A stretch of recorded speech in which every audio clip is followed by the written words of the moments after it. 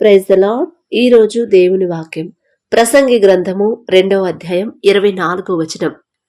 అన్నపానములు పుచ్చుకొనుట కంటెను తన కష్టార్జితము చేత సుఖపడుట కంటెను నరునికి మేలుకరమైనదేదియూ లేదు, ఇదియును దేవుని వలన కలుగునని నేను తెలుసుకుంటుని.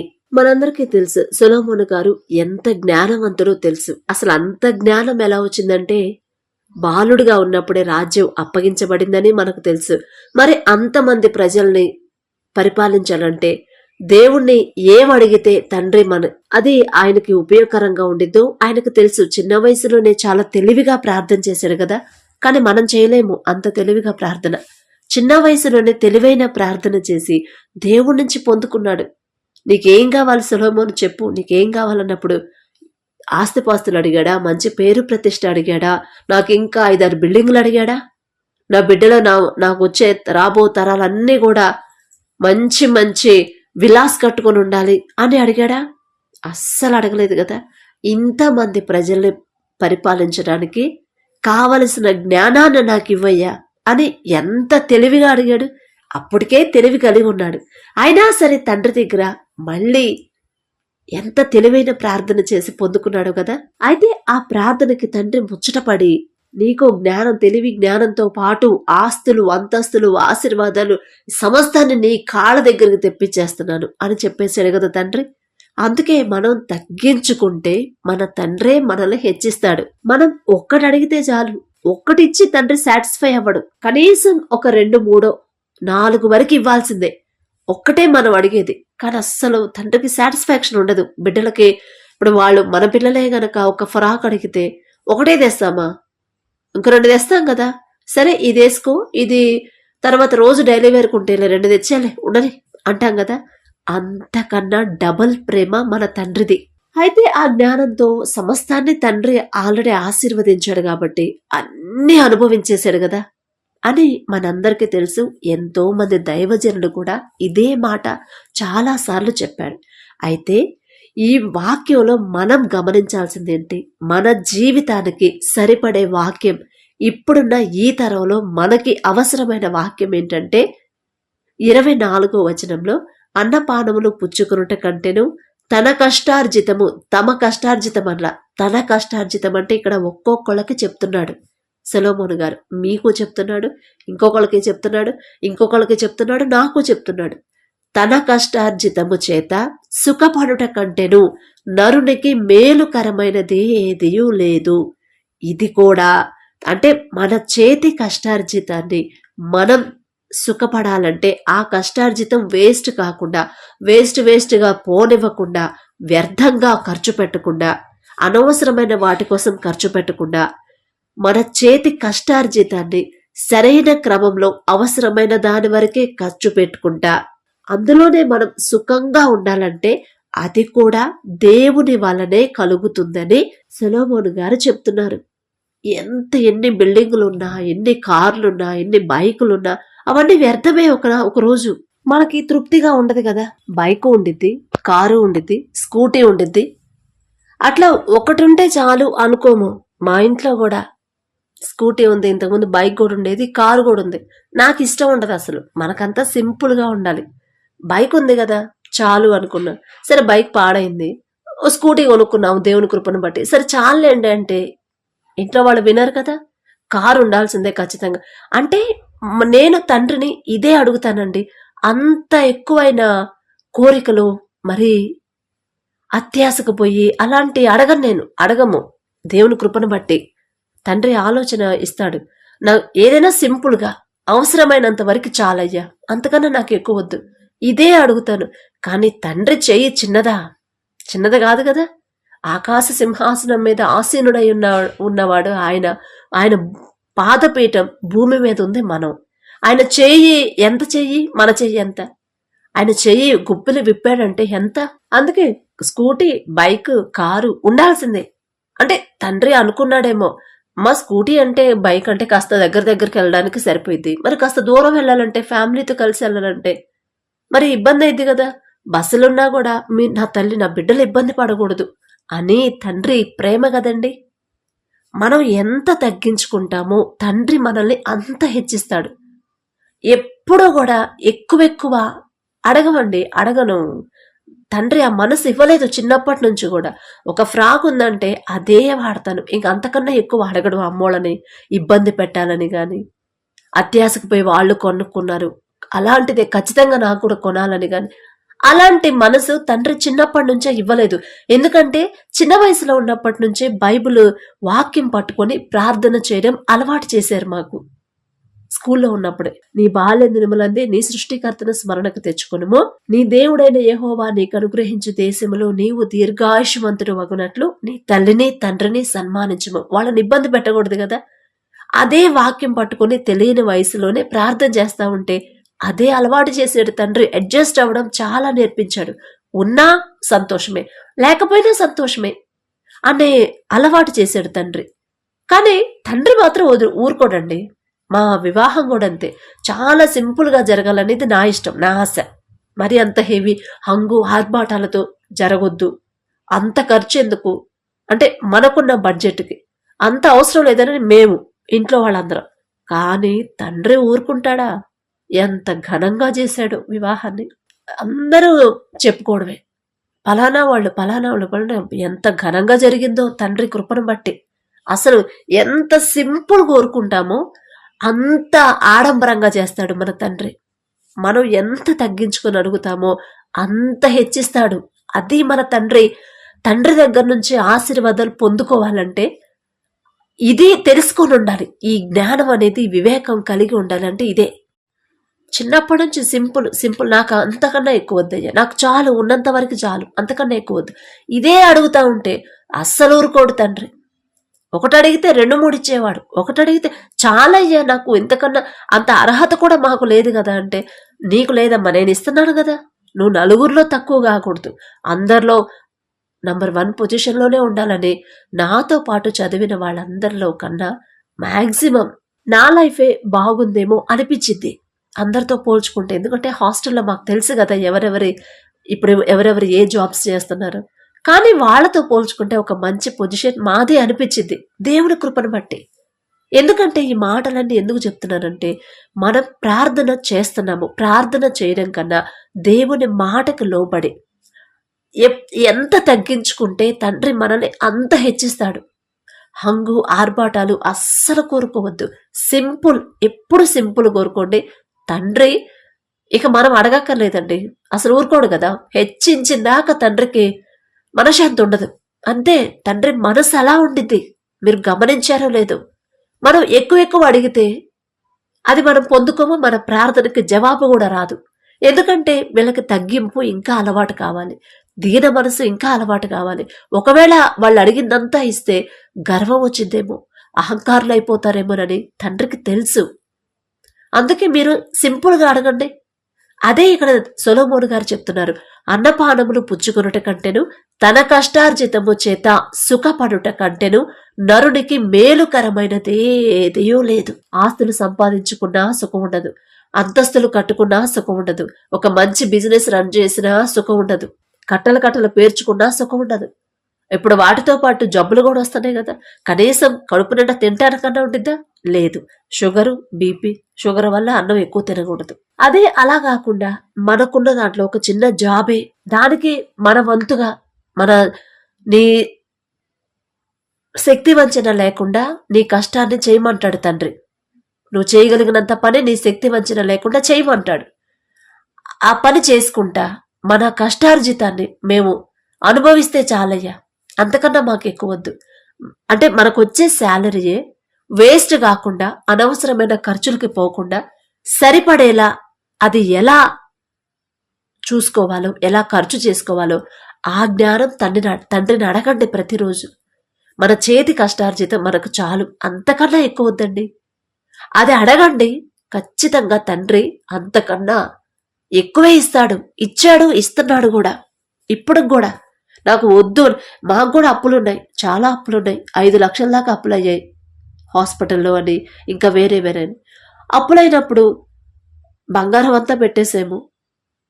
ఒక 2-3 సంవత్సరాల్లోనే, ఒక సంవత్సరంలోనే తండ్రి మళ్ళీ, మా హస్బెండ్ రోజు ఆఫీస్కి వెళ్తాడు, ఆయన అస్సలు సెలవు పెట్టడు, లీవ్ పెట్టడు అసలు. ఇక మరీ హెల్త్ బాగాకపోతేనే కొంచెం అనేసీగా ఉన్నా కూడా వెళ్ళిపోతాడు. వద్దులండి మళ్ళీ బర్డెన్ ఎక్కువైపోయిందంటే, ఒక రోజు పెట్టాల్సిన సెలవు 2-3 రోజులు పడిందంటే వెళ్ళిపోతాడు. మన కష్టపడడం అలాగే కష్టపడాలి. అప్పుడు మన కష్టార్జితం వేస్ట్ కానివ్వడు తండ్రి. మన ఓపికన్నంత వరకు, మనం చేయగలిగినంత వరకు మన కష్టం మనం చెయ్యాలి. కష్టపడకుండా మనం వెళ్ళి ప్రార్థన చేసినా కూడా అవి తీరవు. అప్పులు చేసినా తీరవు. కష్టపడాలి. మన కష్టపడినంత కాలం, మన ఓపికన్నంత కాలం మనం చేయగలిగినంత పని చెయ్యాలి. శక్తి వంచన లేకుండా నువ్వు చేయగలిగినంత పని చేయమని బైబిల్లోనే తండ్రి చెప్పాడు. మనం కష్టపడి 6 రోజులు మీ పని మీరు చేసుకోండి, 7వ రోజు విశ్రాంతి దినం అని తండ్రి చెప్పాడు. మరి మనం ప్రతిరోజు వెళ్తున్నారా పనికి? మీ పనులకు మీరు వెళ్తున్నారా? పని చెయ్యాలి, కష్టపడాలి. ఆ కష్టార్జితం వేస్ట్ చేసే ఆ దురాలోచన మాకు రానివ్వద్దయ్యా. మా కష్టార్జితాన్ని మేము సరిగ్గా ఖర్చు పెట్టుకునే తెలివి జ్ఞానాన్ని ఇవ్వయ్యా అని అప్పుడు అడిగితే తండ్రి ఇస్తాడు. అలా కాకుండా మనం పని చేసుకోకుండా, ఎందుకంటే చాలా మంది మా ఇళ్ల దగ్గర ఇప్పుడు అక్క వాళ్ళు ఉంటారు కదా, స్త్రీల కోడికలని పెట్టుకుంటారు. అంటే పెట్టుకోవద్దని నేను చెప్పట్లేదు, కానీ పనులకు వెళ్ళాలి కదా. అందరూ పనులకు వెళ్తా ఉంటారు, పొలం వెళ్తా ఉంటారు, కష్టపడతారు. కష్టపడి వచ్చి పొలం వెళ్ళి వచ్చిన తర్వాత ఇంట్లో పని చేసుకుని 1 గంట ప్రార్థనలో ఉండండి, లేదా 1 గంటన్నర ప్రార్థన చేసుకుని ఆ తర్వాత పడుకొని మళ్ళీ పొద్దున్నే కష్టం చేసుకోవాలి కదా. అలా కాకుండా పని మానేసి మరి ఇంట్లో ఖర్చులు కావాలి కదండి, ఇంట్లో వాళ్ళని పోషించుకోవాలా. మీరు కష్టపడి పని చేసుకోండి అమ్మా. 6 దినాలు మీరు కష్టపడండి, 7వ దినం విశ్రాంతి దినం చర్చికి రండి అని చెప్తున్నారు. మనం ఏం చేస్తున్నాం? పనులకు వెళ్లకుండా, కష్టపడకుండా, అప్పులు చేసి, పనికి వెళ్లాల్సిన సమయంలో పనికి వెళ్లకుండా, మరి ఇంట్లో గడవడానికి అప్పులు చేసి అవి తీర్చమని దేవుని ముందు మనం మోకాళ్ళేస్తున్నాం. అది కరెక్టేనా? ఒకసారి ఆలోచించండి. మీరు కష్టపడుకోండి, కష్టార్జితం, మీ చేతి కష్టార్జితాన్ని నేను ఆశీర్వదిస్తానంటాడు. బైబిల్లో ఎంతమంది భక్తులు ఉన్నా కూడా వాళ్ళు కష్టపడకుండా వాళ్ళకి ఏది ఇవ్వలేదండి. యాకోబు గారిని చూస్తే ఎన్ని సంవత్సరాలు కష్టపడ్డాడు, ఎంత కష్టం చేశాడు. అంటే భార్య కోసం చేశాడు, కానీ కష్టపడితేనే కదా భార్య దక్కింది. తండ్రి కృప కూడా తోడుగా ఉంది. అన్ని సంవత్సరాలు పాపం ఇంకా 7 సంవత్సరాలు పొడిగించాడే, సరే పోని, అసలు అట్లా ఆశపడటమే తప్పు. సరే ఇష్టపడ్డాడు, 7 సంవత్సరాలే కదా అని తండ్రి కూడా వదిలేశాడు. మళ్ళీ ఇంకో 7 సంవత్సరాలు అనేసరికి దేవునికి కూడా తండ్రి ఏం చేశాడు? ఆ మచ్చలు పొడలు ఉన్న వాటిని ఎక్కువగా కనేలా చేశాడు కదా తండ్రి సహాయం చేస్తాడు. మన కష్టం మనం చేస్తే అప్పుడు తండ్రి మనకు సహాయం చేస్తాడు. మనం చేయాల్సిన పని చేయకుండా, అప్పులు చేసుకొని, చేసే టైంలో పని చేయకుండా, ఆ టైంలో మనం వేరే పని చేసుకొని, అంటే ప్రార్థనలు చేస్తున్నారు చెయ్యొద్దు అని నేను చెప్పట్లేదు. మనం పని చేసే 6 దినాలు కష్టపడమని తండ్రి చెప్పాడు. 6 దినాలు కష్టపడాలి, మన కోసం, మన కుటుంబాల కోసం. 7వ దినం తండ్రి కోసం కేటాయించాలి. అలా అని 6 దినాలు మరి దేవుని పక్కన పెట్టేసి మన పనులే చేసుకోమని చెప్పట్లేదు. ప్రార్థన వెళ్ళేటప్పుడు మనం పొద్దున్న లేవగానే ప్రార్థనతోనే మొదలు పెడతాం. మన పనులకి వెళ్తాము, సాయంత్రం వస్తాము, ఇంట్లో పని చేసుకొని 1 గంట ప్రార్థనకి వెళ్ళొచ్చు, మందిరానికి వెళ్ళొచ్చు. మళ్ళీ మనం బయట పనికి వెళ్ళినా కూడా దేవుణ్ణి స్తుతిస్తానే ఆ పని చేసుకోవచ్చండి.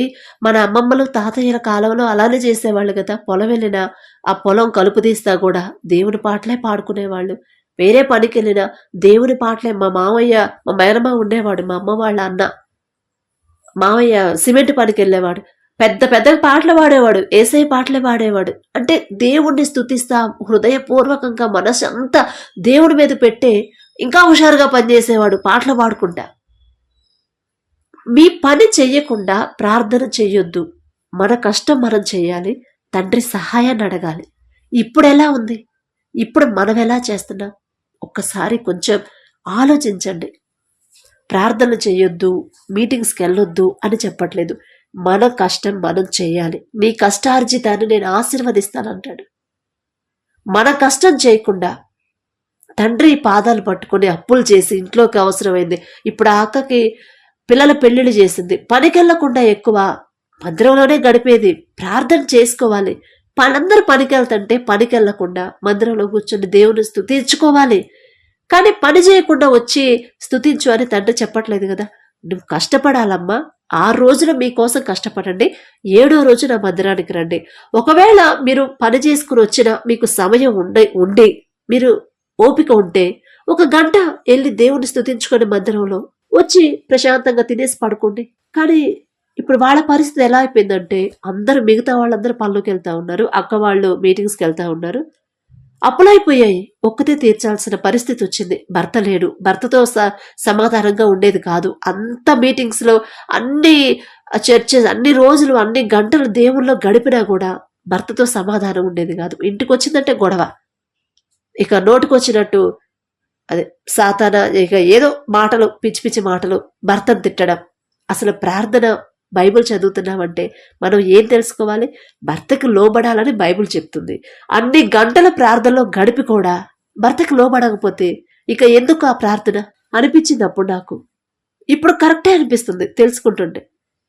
అప్పుడు అంత వయసు లేదు, అంత తెలివి లేదు, ఇప్పుడు కాస్త పెరిగాం కాబట్టి ఇప్పుడు అర్థమవుతుంది. అయినా సరే ప్రార్థనకి వెళ్తున్నా కూడా ఎందుకు వాళ్ళకి అన్ని శోధనలు ఎందుకు వస్తున్నాయి అంటే ఇప్పుడు అనిపిస్తుంది. అందరూ పొలాలు వెళ్ళేవాళ్ళు ఆటోలు కట్టుకుని, వీళ్ళు పనులకు వెళ్లకుండా మళ్ళీ వెళ్ళి పని చేసే ఓపిక ఉంది, ఆ బలం ఉంది, ఆ వయసు ఉంది. పని చేసుకున్న టైంలో మీటింగ్స్ కానీ వెళ్ళేవాళ్ళు. మీటింగ్స్కి వెళ్ళొద్దు అని చెప్పట్లేదు, కానీ మనకు ఓపిక ఉన్నప్పుడు మన చేతి కష్టం మనం చెయ్యాలి.